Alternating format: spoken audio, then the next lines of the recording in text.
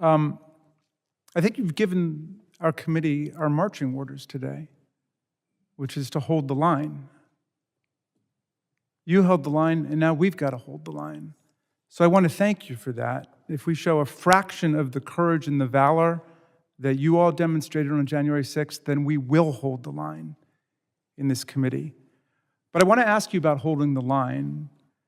I want to go back to this question of weapons so we can clear this up, because there are still some people who are saying that the insurrectionists were unarmed. And I wonder what your reaction is to that, because we've heard about, well, first of all, rampant baseball bats, lead pipes, Confederate battle flags, and so on. And what about the question of firearms? So what is your reaction generally to this proposition that they weren't armed? First and foremost, In that video I would where say you- that the implements that you just described are most certainly weapons. With regards to firearms, I know that in the days immediately before the January 6th insurrection and January 6th itself, firearms were recovered by law enforcement from individuals in Washington, D.C. Who were believed to have been participants, or at least those who were planning to participate in the January 6th insurrection. And yes, those were firearms, handguns, and such. Forgive me for these questions, but I've got to ask you, apparently in some nether regions of the internet, it's being said that you, Officer Fanone, maybe were mistaken for Antifa, and that's why you were nearly beaten to death that day and carried in the crowd. Is there any way you think you were mistaken for Antifa? Well, I was in full uniform.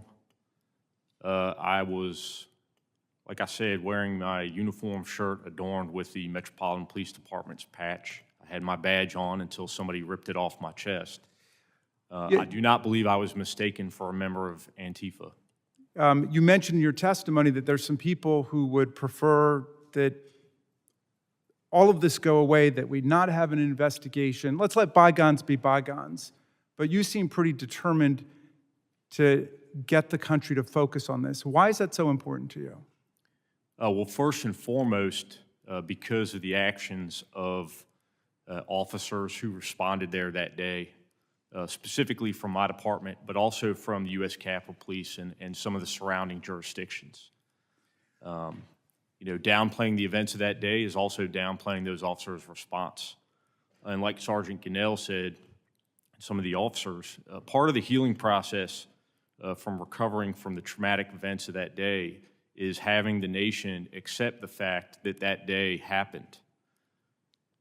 Some people are saying that that as public servants, you all should not be speaking out, that cops, firefighters, teachers should just serve the public but should not speak out as citizens. What do you think about that, Officer Fanone?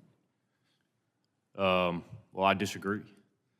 I've been outspoken throughout my career, never to this magnitude. As an undercover officer and a narcotics officer, I've preferred obscurity in the public eye.